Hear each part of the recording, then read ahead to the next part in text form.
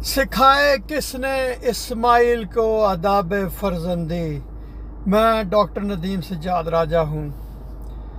वालदैन का जहाँ पे काम होता है कि अपने वालदैन होने के नाते जो उनके फ़राइज़ हैं वो सरअंजाम दें, बच्चों की तरबियत करें, बल्कि इसके साथ साथ वो उस्ताद भी होते हैं जो कि बच्चों को सिखाते हैं कि कौन सी बात सही है, कौन सी बात सही नहीं है, दुनिया में किस तरह रहना है।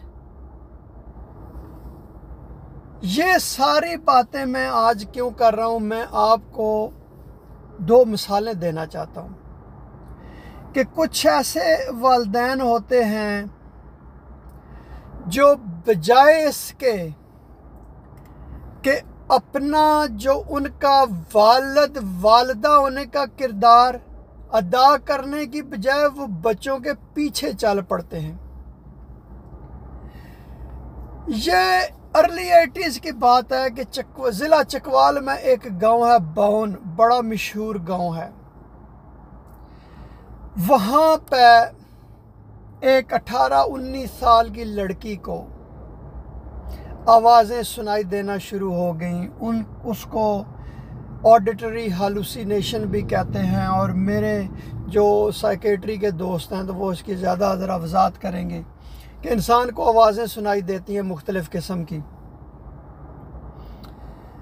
तो उसको आवाज़ें सुनाई देती थी। उनका जो मज़हब था वो अहले तशी थे, तो उनको आवाज़ें सुनाई देती थी, कभी हज़रत अब्बास की, कभी हज़रत इमाम हुसैन अलैहिस्सलाम की। तो वो लड़की अपने घर वालों को, जो उनके करीबी रिश्तेदार थे, उनको कहती थी कि आज जो है ना फ़लाँ इमाम बारगाह में जाना है। तो शाम को वो चल पड़ते थे, सारे नाचते गाते, जो भी उनके जहन में होता था तो वो उस दरबार में चले जाते, इमाम बारगाह में चले जाते थे। फिर कहती थी आज मुझे ये आवाज़ें आई हैं, फ़लाँ दरगाह पर जाना है, तो वो चले जाते थे। इसी तरह एक दिन उसने उठ के कहा, उसने कहा जी कि करबला से बुलावा आया है और उन्होंने कहा समुंदर के रास्ते आना है, तो सबको पेटियों में बंद करें। वो पेटी जो बड़ा सा ट्रंक होता है एक बना हुआ, उसका जो स्टील का, तो वो उन्होंने सारे ढोर डंगर बेचे, सारा कुछ पैसे इकट्ठे किए, वो ट्रंक खरीदे, चले गए कराची। तो कुछ लोगों ने बंद किया, बाकी जो दूसरे लोगों को उसमें ताले लगाए, तो समुंदर बुर्द कर दिया। वो बचे जिन्होंने वो ताले लगाए थे या बंदों को बंद कर रहे थे, बाकी उस लड़की समेत वो सारे फौत हो गए। दूसरा, कुछ वालिदैन ऐसे होते हैं कि जो अपने बच्चों को बतौर ढाल इस्तेमाल करते हैं और मुकदमात में उलझा लेते हैं अपने साथ।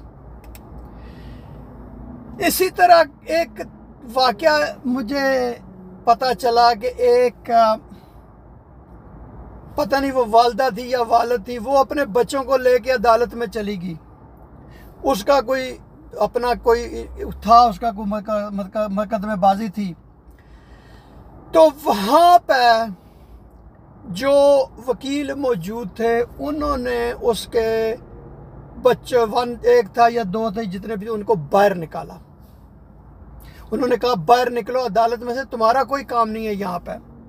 फिर उसके बाद बाकायदा तौर पे उन्होंने दूसरी पार्टी को कहा, उसने कहा कि ये कैसे वालिदैन हैं जो अपने बच्चों को अदालत में लेके आ जाते हैं और इनको इन मुकदमात में उलझा लेते हैं। बच्चे नासमझ होते हैं, उनका तजर्बा नहीं होता। 15 साल 20 साल क्या उम्र होती है, दुनिया के थपेड़े नहीं खाए होते, दुनिया की ऊंच नीच नहीं पता होती।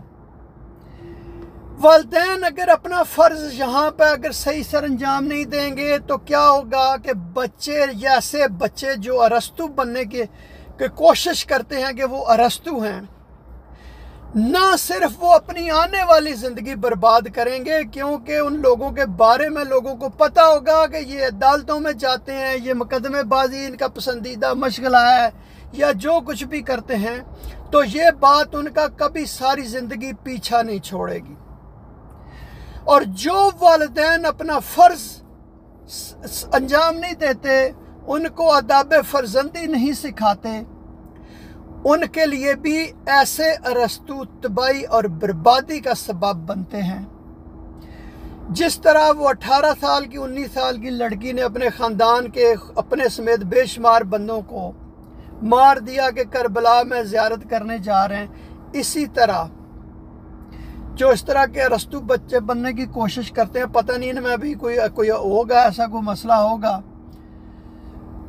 तो मेरी जो भी ये बंदा वीडियो सुन रहा है, तो मेरी उनसे ये एक आप ये कहें कि इस बात को पल्ले बांध लें कि जो वालिदैन हैं, अगर बच्चों की सही तरबियत नहीं करेंगे, उनको आदाब फर्जंदी नहीं सिखाएंगे, उनको नहीं बताएंगे कि दुनिया में किस तरह रहना है, किस तरह डीलिंग करनी है, और ये जो मुकदमेबाजियाँ होती हैं, इसमें तो ख़ानदानों के ख़ानदान तबाह हो जाते हैं। और इसी तरह वो अगर कोई ऐसी सरगर्मी जो उनके लिए भी नुकसानदेह हो, उनके ख़ानदान के लिए भी नुकसानदेह हो, तो उनको सिखाया जाए, उनके पीछे ना चला जाए कि ये बच्चे बड़े सियाने हैं, ये आज के दौर के अरस्तू हैं। दोनों अपने फ़र्ज़ सही सर अंजाम दें, वालिदैन होने का तरबियत करें सही, और आदाब फर्जंदी उनको सिखाएं, वरना ये सारे गलत मामलात आपका सारी ज़िंदगी पीछा नहीं छोड़ेंगे और आपको तंग करेंगे।